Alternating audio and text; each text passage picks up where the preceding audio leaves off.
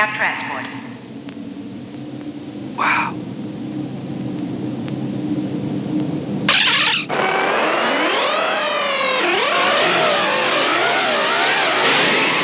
Get them. Send out every game tank in the grid. Get them! I should never have written all those tank programs.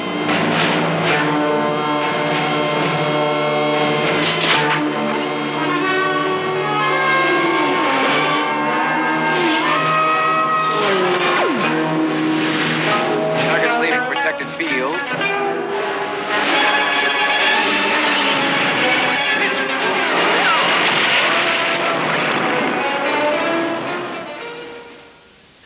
Walt Disney's Tron, and as you probably know, many of the images in that film were generated using computer graphics. But if you thought that was clever, just have a look at this.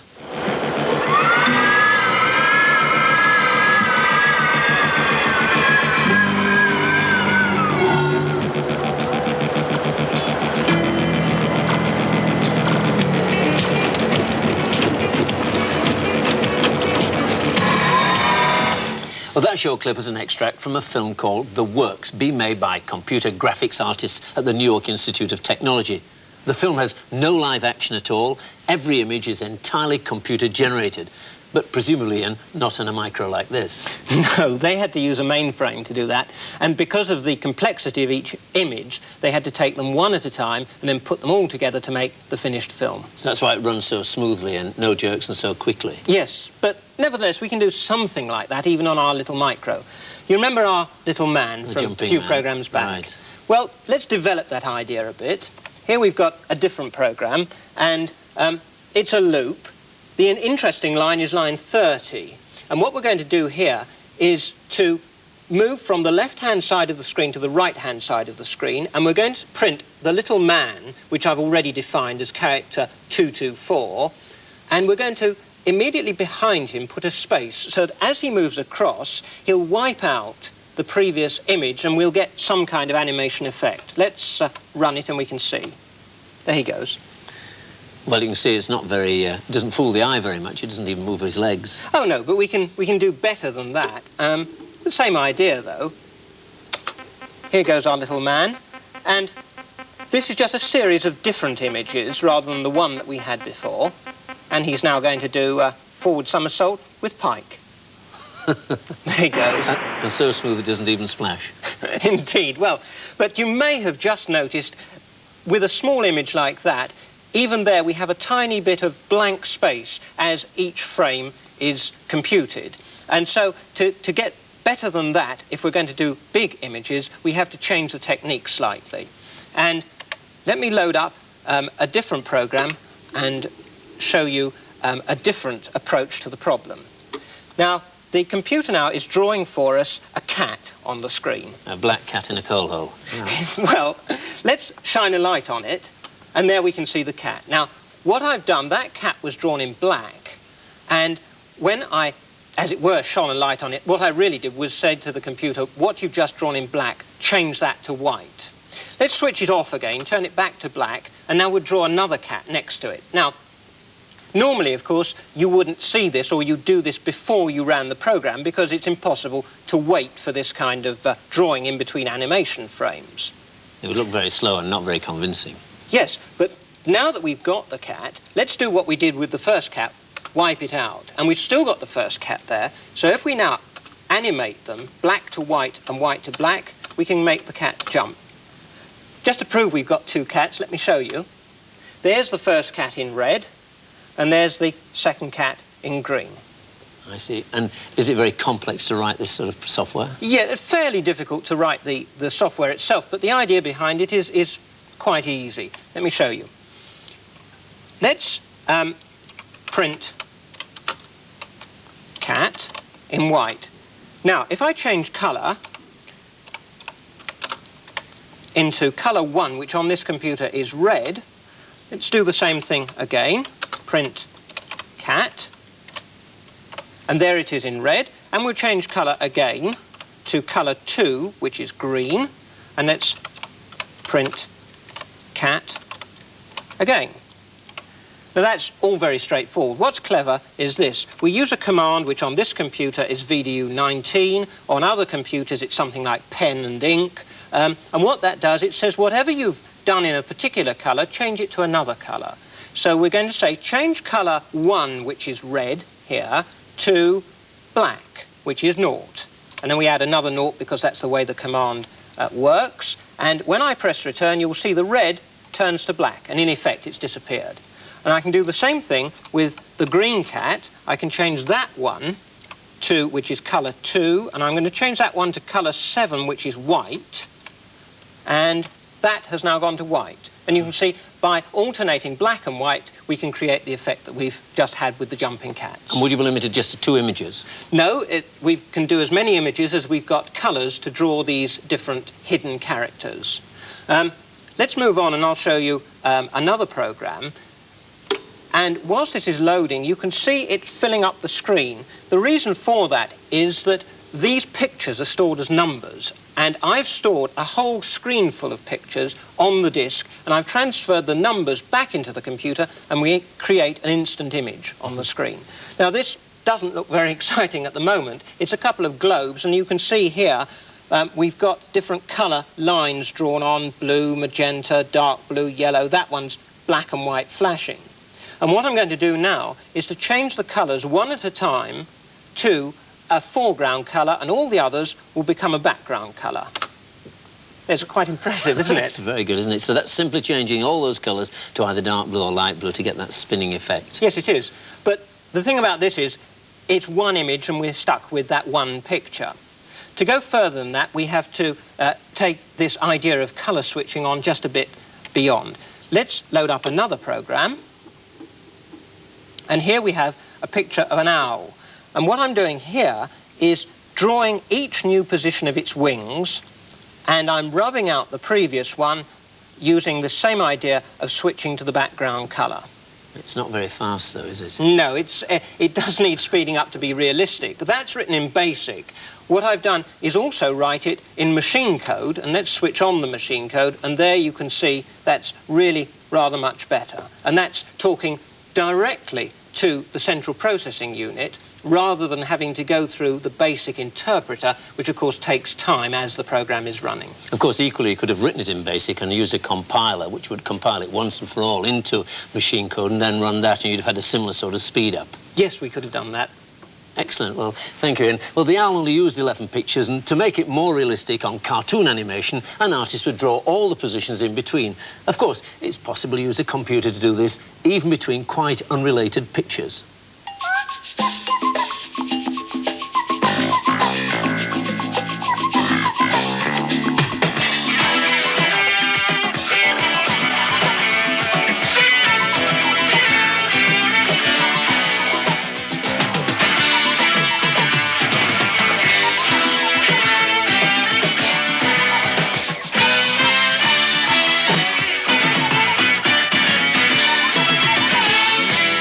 That technique was actually called in-betweening. Let me show you on our micro.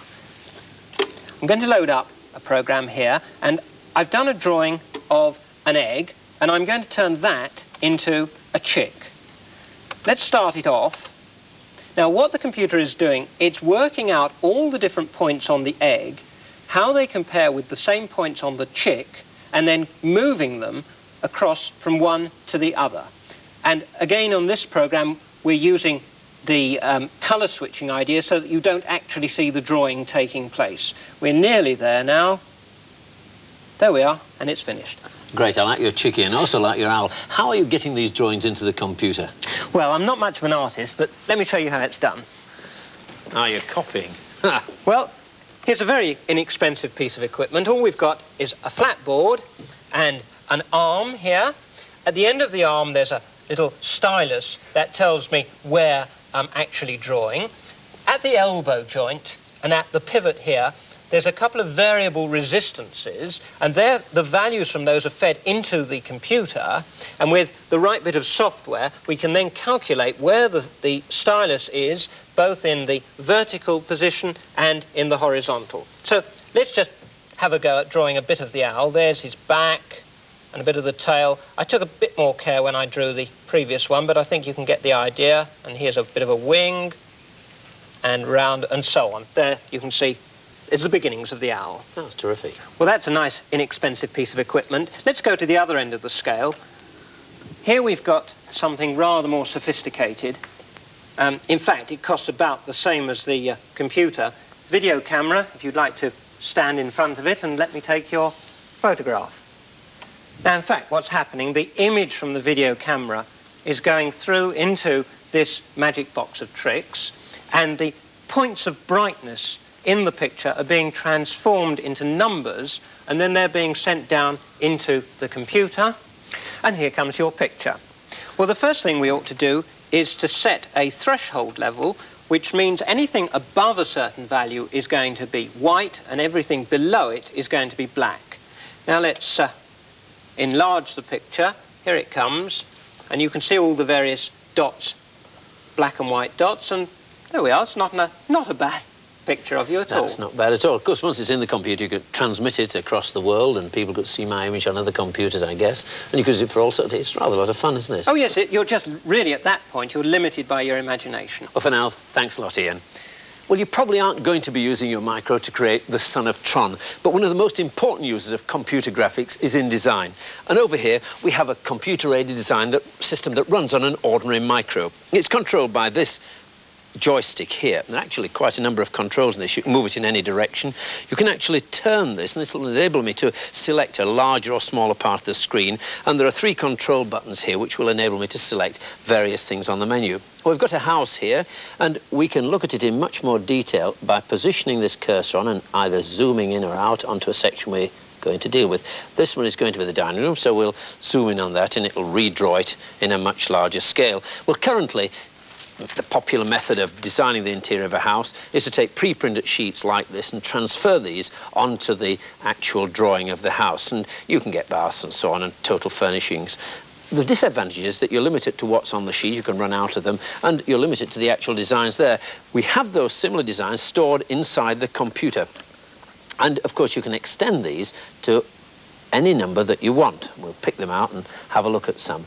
And I'm going to actually position some furnishings in this drawing. Here at the top, we've got a sofa there, two-seater there, and chair and tables here, table and chairs there. So we can position the cursor over that and select it. And it'll go back to my plan of my dining room, and I can position that there in my dining room, like that. And it will immediately draw it in position. And I could very quickly position another one alongside it if I wanted to have a number of them. We can then go back to the main plan of the house and have a look at that, and we simply select page, and we're back at the plan of the house, and we can see those actually there in the dining room itself, and there they are being drawn.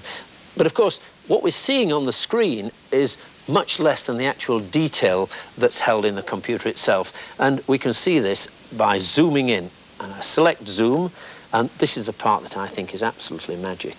And we can position the cursor there very tightly on that window. We can see there's something curious in that window, and we simply zoom in on it. And it's immediately redrawn, and we get a close-up of the window, and there in the window is a globe. And it's actually a map of the world. And that gives a fair amount of detail, but I might say that I'd like to look even closer at that, and I can position this cursor right in there, if I can get it in, right there over where I think England is. I'll position it over England, and it should then draw England. Of course, all the detail is held inside the machine itself, and there's England. Now, I actually happen to have a cottage up in North Wales, somewhere up there, and if I position the cursor carefully over it, maybe I can actually see if it's still there. And there's the Llŷn Peninsula, and there indeed is the cottage. And what is even more incredible, I can still keep going and have a look in that dormer window up there. With a bit of luck, I might even find that there's a globe in the window, and indeed there is, but this time it's in the other window. It looks as if I could go on zooming in forever if I wanted to. But actually I'm not zooming in, I'm just going through various levels of information. And actually it's quite important to do that because we can print out what we've got on the screen in much greater detail than we can actually show. Well, this is a real application for microcomputer graphics, and there are hundreds of these installed and in use in drawing offices throughout the country. It's cheap and it's easy to use. Now, it may look complicated to design a house, but it's nothing like as difficult as designing something we all take for granted. The craft of making shoes really hasn't changed much over hundreds of years. Essentially, a flat piece of leather is stretched round a mould or a last, and the sole is either nailed or glued on the bottom. But the problem today is that fashion changes extremely rapidly, and it demands a much more complex shoe design being produced very, very quickly. But the method of making a modern shoe really hasn't changed much from the old traditional way. First, all the separate pieces of leather are cut out using specially shaped knives. Then they're stitched together to form the upper part of the shoe. Finally, the upper part is carefully stretched over the last and stuck onto the sole. Computers aren't yet used in the manufacturing process, but Clarks are experimenting with their use in design. Eventually, this could replace the present method. First of all, the designer has to rough out a sketch of what he expects the shoe to look like. Then they take a fairly standard sort of last and cover it with thin plastic very closely. And then the design of the shoe is transferred onto this plastic. But it's now possible to hold that three-dimensional representation of the last in a fairly powerful mini-computer and bring it up on a screen in full colour like this. And using a graphics tablet and a pen, it's quite possible to design a shoe directly into the computer itself. Well, first we can draw lines of any shape. You just position the cross wherever we like and then draw a line, and that's the top of the shoe. And we can see that a little bit better if I put some design down here on the front here. I think we'll have perhaps a nice little pattern here. Any shape will do. This is pure artistry. And we are designing in 3 dimensions, so I simply touch mirror and it will put the same line on the other side. And any true designer would, of course, sign his work, and I can do a signature of it. And just to be sure what's happening on the other side, that it really is working, I can quickly have a look by simply redraw it from the other side. So it really proves it's actually in 3 dimensions. It's absolute magic the way it does it. Well, that's the end of the styling phase. Now I can get into what's called the art phase, where we're using full colour. I can display on the screen here 256 colours out of a possible total of 16 million, so there's hardly any colour that I can't possibly select. Some of them are pretty wild. I've always wanted a blue shoe, so I think I'll start off with a nice deep blue. And all I have to do is to put the cross over it, press the pen on the graphics tablet, and still keeping the shading, it'll shade the whole shoe, except the areas that are circled in my little pattern.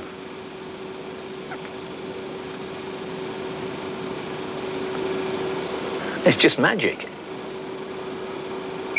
Now all I've got to do to colour the rest is to pick various colours, say a nice red like that, and put it over the area I want to colour, and it will fill in that area. And I can keep on doing that. I pick another colour, perhaps a nice bright yellow. I have that one, and I think I need some green.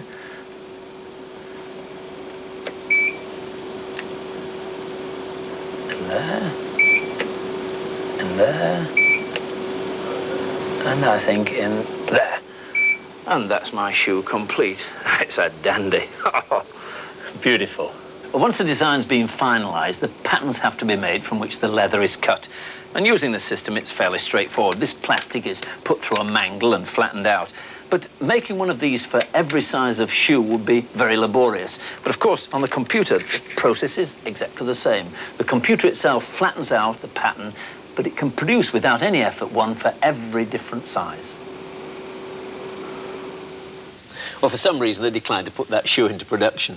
The 3D image was created by the computer using a large database of information about what shoes look like from various viewpoints. But what can we do on a micro, Ian? Well, Mac, on the micro, we can work in 3 dimensions as well.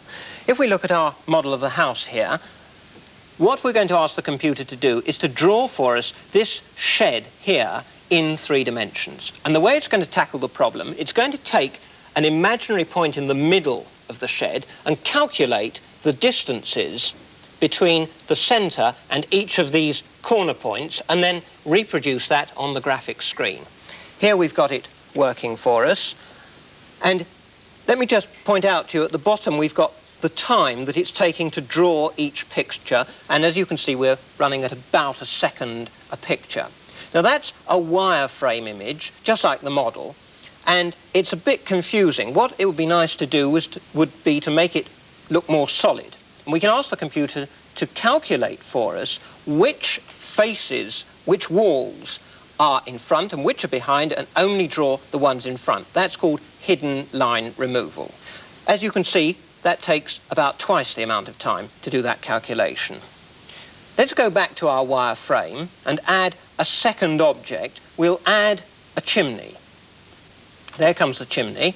And again, we'll ask the computer to do hidden line removal for us. It takes much longer now to calculate. We'll see the time coming up. You can see it's drawing now the parts that are behind, and that's taking 9 seconds around there to do that calculation. Now, another approach is to do what we could call overpainting. And on that computer over there, we're doing that. What's happening is it's starting at the back left-hand corner of the image, and it's gradually moving forward. And as you can see, when it moves forward, it overpaints the picture behind, and we get this 3-dimensional image being produced.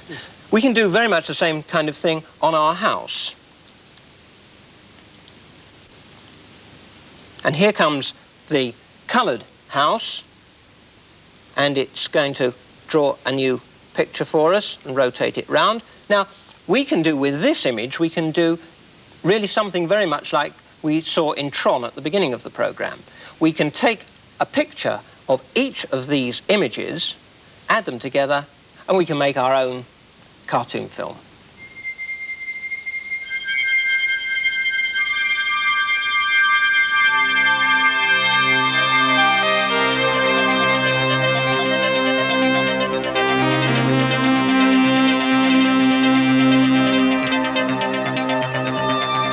Well, thank you, Ian. Not at all bad, really. But I don't think Walt Disney's got too much to worry about yet. Next week, in the last programme in this series, we'll be looking at ways of connecting the micro to other computers via the telephone system, and we'll be attempting to send you some free software during the programme, and it will be worth about what you're going to pay for it. So have a cassette recorder handy. Till then, goodbye.